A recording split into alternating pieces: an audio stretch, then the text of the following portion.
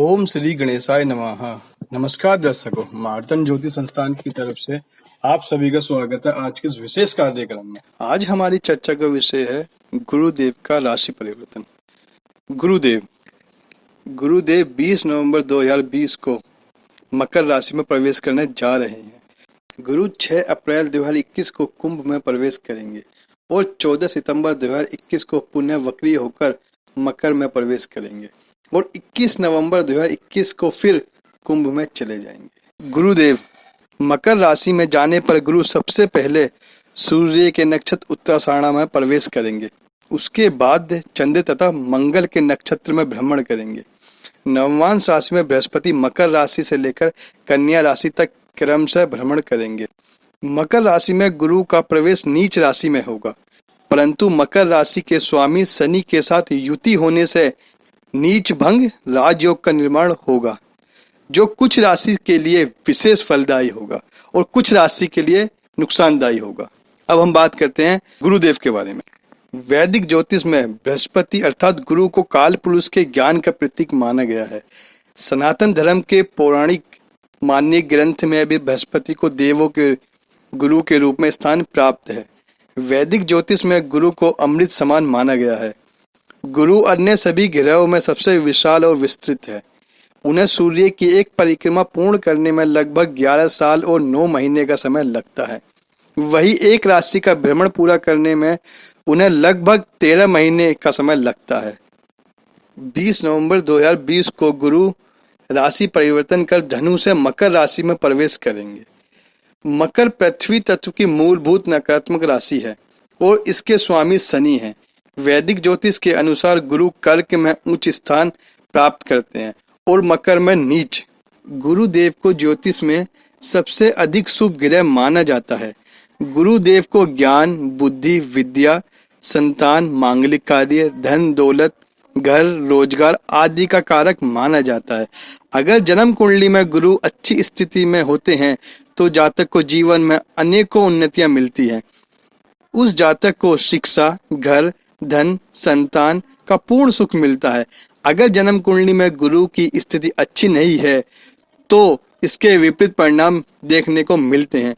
इसलिए जन्म कुंडली में गुरु की स्थिति मजबूत होना अति आवश्यक है। अब हम बात करते हैं गुरुदेव के मकर राशि में प्रवेश से सभी राशियों पर क्या प्रभाव पड़ेगा। आइए जानते हैं। मेष राशि। मेष राशि के लिए गुरु का गोचर कर्म स्थान में हो रहा है। गुरु व्यय तथा भाग्य भाव का स्वामी होकर आपके कार्यस्थल में स्थित हैं, अतः आपके कार्यों में असीम वृद्धि का योग बन रहा है। साथ ही विदेश में व्यवसाय व नौकरी का चांस भी मिल सकता है। नौकरी में प्रमोशन या सैलरी में वृद्धि हो सकती है। आपके व्यापार और व्यवसाय में विस्तार होगा, परंतु व्यवधान के बाद। व्यवसाय और नौकरी को लेकर आप परेशान हो सकते हैं। घबराने की कोई जरूरत नहीं है, थोड़ी परेशानी के बाद सब कुछ ठीक हो जाएगा। गुरुदेव की 5वीं दृष्टि मेष राशि के जातकों के दूसरे भाव पर पड़ेगी। ज्योतिष में दूसरे भाव को वाणी, कुटुंब, परिवार, पैतृक संपत्ति आदि का विचार इसी भाव से किया जाता है। गुरुदेव की दृष्टि इस भाव पर पड़ने से धन का आगमन शुरू होगा। कुटुंब परिवार से संबंध मधुर होंगे तथा उनका सहयोग भी मिलेगा।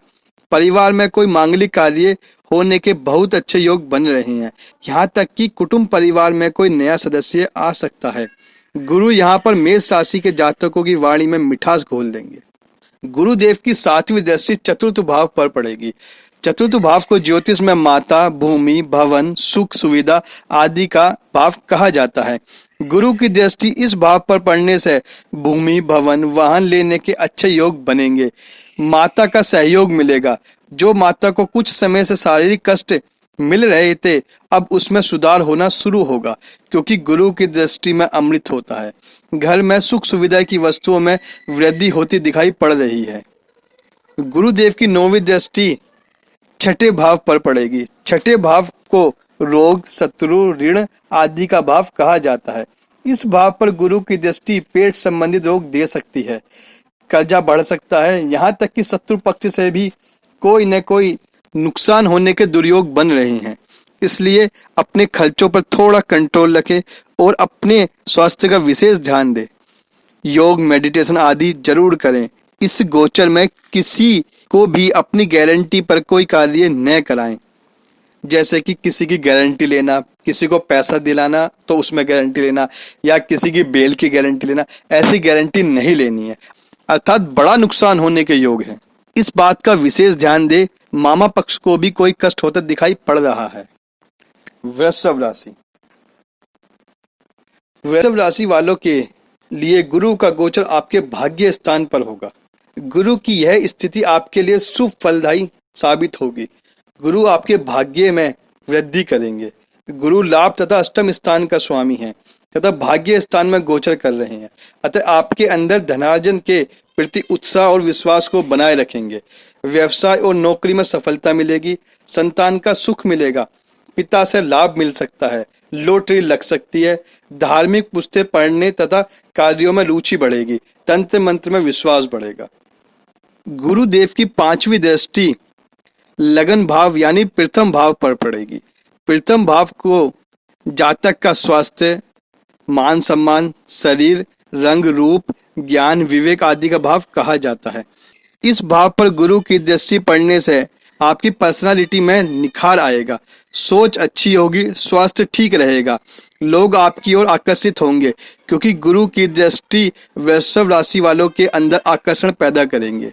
यश की प्राप्ति होगी। कार्यों में तेजी आएगी। गुरु की 7वीं दृष्टि तीसरे भाव पर यानी पराक्रम भाव पर पड़ेगी। इस भाव पर गुरु की दृष्टि पड़ने से आपके अंदर एक नई ऊर्जा का संचार होगा। पराक्रम में वृद्धि होगी। जो जातक स्पोर्ट्स फील्ड से हैं उनके लिए तो यह दृष्टि वरदान लेकर आ रही है।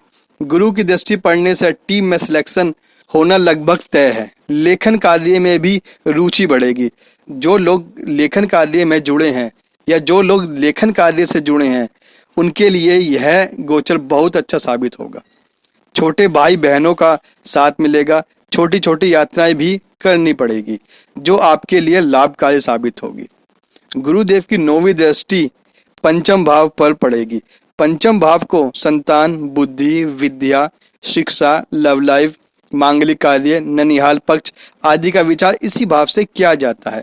इस भाव पर गुरु की दृष्टि पड़ने से इन सभी चीजों में लाभ के योग बनेंगे, जैसा संतान की प्राप्ति होना, संतान में पुत्र रत्न की प्राप्ति होना। जिन जातकों को अभी तक संतान प्राप्त नहीं हुई थी अब उनको संतान अवश्य प्राप्त होगी। जो जातक अभी तक सिंगल थे वह अब मिंगल हो जाएंगे। जिनकी लव लाइफ में परेशानियां चल रही थी वह अब होगी दूर। अच्छी शिक्षा के प्रबल योग बन रहे हैं। जो जातक उच्च शिक्षा लेने की सोच रहे थे तो उनके लिए यह समय बहुत अच्छा है। इस गोचर काल में मांगलिक कार्य भी जरूर होंगे और ननिहाल पक्ष से सहयोग की प्राप्ति होगी। मिथुन राशि। गुरुदेव मिथुन राशि या मिथुन लगन के अष्टम भाव में गोचर करने जा रहे हैं। गुरु मिथुन लगन वालों के वैवाहिक जीवन और कर्म भाव के स्वामी होते हैं। गुरु यहाँ पर मारक होते हैं। मारक ग्रह का यानी गुरु का अष्टम भाव में जाने से शारीरिक एवं मानसिक कष्ट होने के चांस ज्यादा बन रहे हैं। वैवाहिक जीवन और रोजगार में परेशानियां आना, सभी कार्यों में रुकावट आना, ऐसी स्थिति बन रही है। जीवन साथी के सुखों में कमी आ सकती है। अगर आप पार्टनरशिप में कोई व्यापार चलाते हैं तो पार्टनरशिप टूट सकती है। व्यापार में घाटा हो सकता है। कुल मिलाकर गुरुदेव के अष्टम भाव में बैठने से जीवन में स्ट्रगल बहुत ज्यादा बढ़ जाएगा, इसलिए थोड़ा सावधान हो जाएं। इस गोचर से आप रहस्यमय प्रवृत्ति के हो जाएंगे। गुरु यहाँ बैठकर रिसर्च और डेवलपमेंट में रुचि बढ़ाएंगे। इस समय में मिथुन राशि वाले आध्यात्म की तरफ तेजी से बढ़ेंगे। गुरुदेव की 5वीं दृष्टि 12वें भाव पर पड़ेगी। 12वें भाव पर गुरु की दृष्टि पड़ने से अधिक खर्चे होने की स्थिति बन रही है।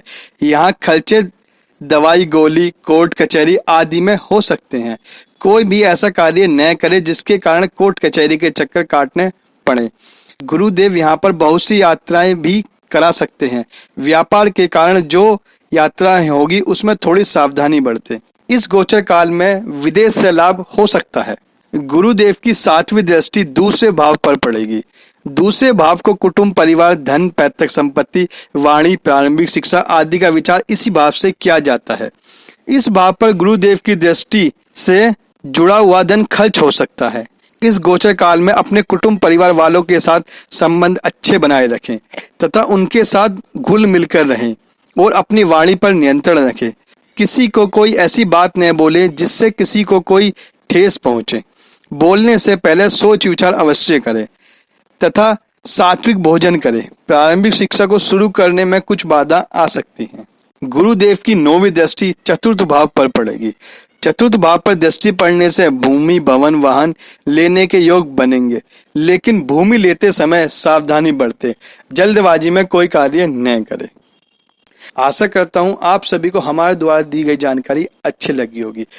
अगर आप इस वीडियो से संबंधित कोई जानकारी लेना चाहते हैं या कुछ जानना चाहते हैं तो कमेंट बॉक्स या व्हाट्सएप के द्वारा जान सकते हैं। हम अवश्य ही आपके सभी सवालों का जवाब देंगे।